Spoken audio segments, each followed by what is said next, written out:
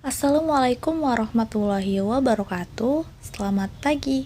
Kembali lagi bersama saya Ayu Talestia Utami.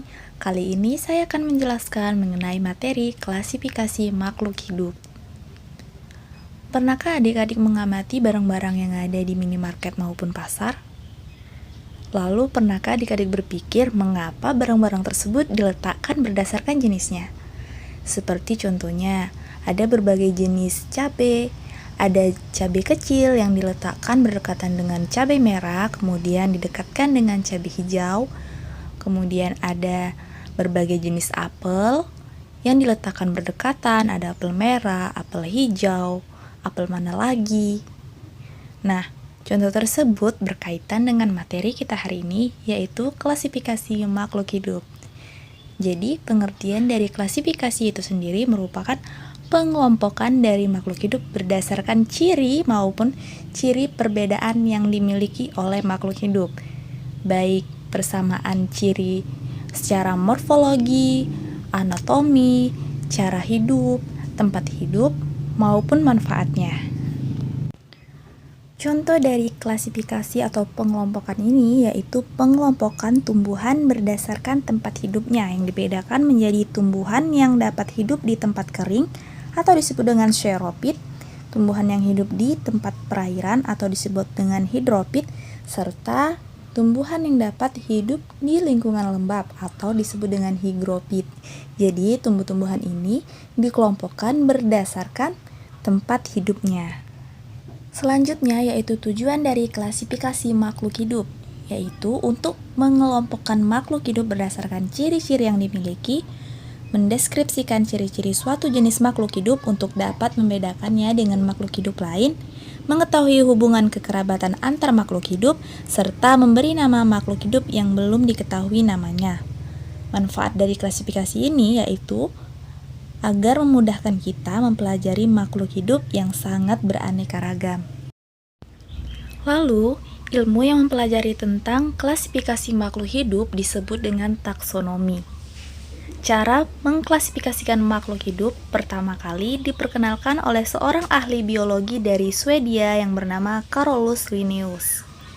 Karena Carolus Linnaeus sebagai orang pertama yang meletakkan dasar taksonomi, sehingga ia dianggap sebagai bapak taksonomi. Carolus Linnaeus menyusun klasifikasi menurut persamaan dan perbedaan struktur tubuh.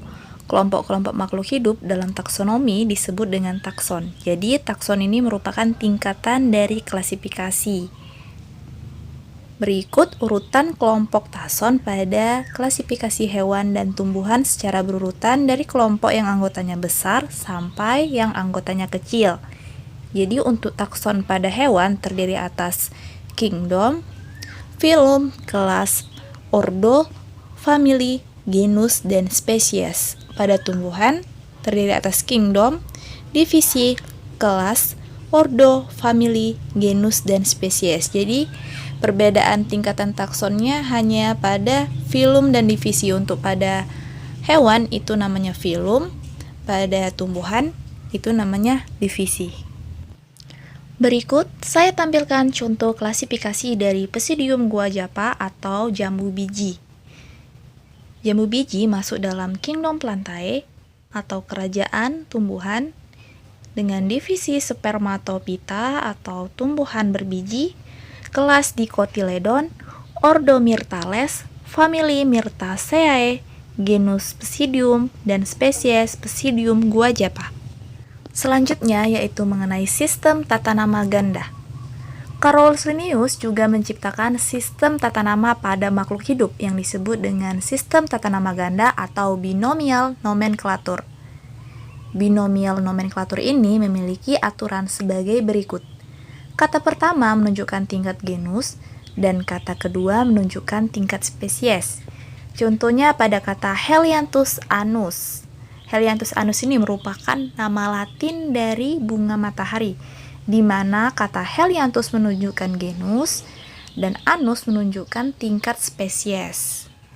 Aturan selanjutnya yaitu nama tingkat genus ditulis dengan huruf awal kapital atau besar dan nama tingkat spesies ditulis dengan huruf awal kecil. Jadi, Di sini Helianthus anus huruf awalnya itu hanya harus diawali dengan huruf kapital, kemudian kata keduanya yang menunjukkan spesies ditulis dengan huruf kecil. Aturan selanjutnya yaitu dicetak miring atau digaris bawahi. Jadi, jika ingin dicetak miring, tampilannya seperti ini. Namun jika ingin digaris bawahi, tinggal diberi garis setiap perkatanya. Aturan selanjutnya, apabila nama terdiri atas lebih dari 2 kata, maka kata kedua dan berikutnya harus digabung atau diberi tanda penghubung. Misalnya, Hibiscus rosa sinensis, atau ditulis Hibiscus rosa, kemudian diberi tanda hubung sinensis. Aturan selanjutnya yaitu nama spesies juga mencantumkan inisial pemberi nama spesies tersebut. Contohnya Helianthus anus L. Artinya yang memberi nama bunga matahari adalah Linnaeus.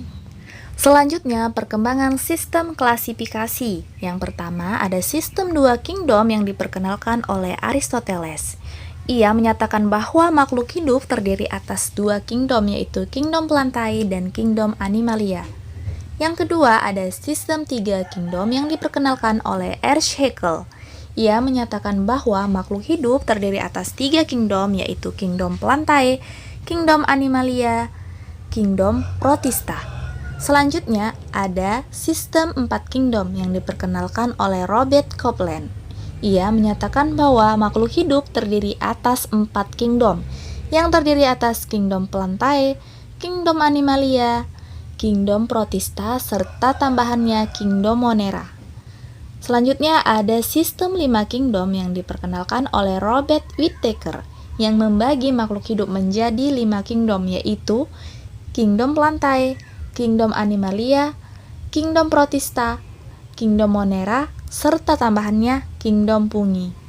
Selanjutnya ada Carl Woese yang membagi sistem kingdom menjadi 6 kingdom, di mana makhluk hidup terdiri atas 6 kingdom yang terdiri atas kingdom Plantae, kingdom Animalia, kingdom Protista, kingdom Fungi, kingdom Eubacteria, dan kingdom Archaebacteria.